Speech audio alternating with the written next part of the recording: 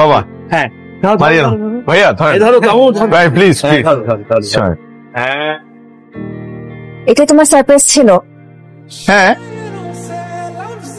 আমার আগে সন্দেহ হয়েছিল তুমি এমন কিছুই করবে। কেন তুমি খুশি হও নাই?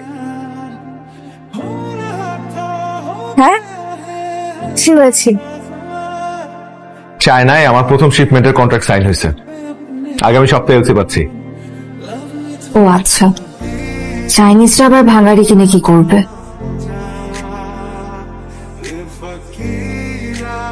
সবকিছুরই দাম আছে বুঝছো, ভাঙাড়িরও দাম আছে। আচ্ছা শোনো, বাবা তোমাকে বলছে দেখা করতে। এখন কি করার কথা ভাবছো? ব্যবসা, আমি অলরেডি একটা ব্যবসা শুরু করেছি, খুব ভালো যাচ্ছে আলহামদুলিল্লাহ। ব্যবসা?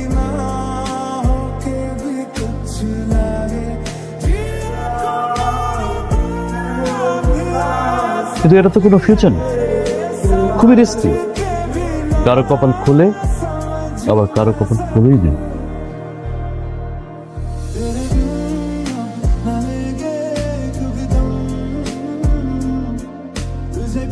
চাটা খেয়ে যেও।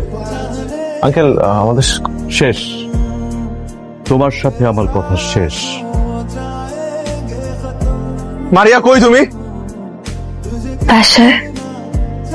কেন, কি হয়েছে? একটা গুড নিউজ আছে, চাইনিজ ডিলারদের সাথে সবকিছু কনফার্ম হয়ে গেছে। তুমি কই? তুমি একটু দেখা করতে পারবো আমার সাথে এখন? আমার বিয়ে ঠিক হয়ে গেছে মাহির। বিয়ে ঠিক হয়ে গেছে মানে কি বলতেছো? কোথেকে এক ইঞ্জিনিয়ার ছেলে ধরে আনছে, হ্যান্ডসাম স্যালারি, ব্রাইট ফিউচার। আমি তো তোমাকে কতবার বললাম, চাইলাম, বাবা যা করে দিবে, ছেলে ছাড়া আমাকে বিয়ে দিবে না। মারিয়া আমার মনে হয় কি জানো, এই বিয়েতে তোমার বেশি একটা অমত নাই। বুঝতে পারতেছি না, আমি জানি না, আমার কিছু ভালো লাগতেছে না, আমার অস্থির লাগতেছে। অস্থির লাগতেছে না? অস্থির লাগতেছে, অস্থির লাগতেছে তোমার?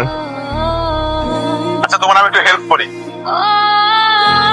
যে ছেলেটার সাথে তোমার বিয়ে ঠিক হয়েছে না, ওই ছেলেটারই বিয়ে করে ফেলো। আসলে আমার মতো এত ছোটখাটো একটা ব্যবসায়ীর সাথে তোমার যাই না, তোরে বিয়ে করে ফেলো। হ্যাঁ কি একটু রিলিফ লাগতেছে না এখন? ভাই আর কখনো আমি তোমাকে ফোন করবো না, ভালো থাকো। যার সাফল্যের কথা শুনে আমাদের তরুণ প্রজন্ম অনুপ্রাণিত হতে চায়, তিনি আর কেউ নন, আমাদের সকলের প্রিয় জনাব মাহির চৌধুরী।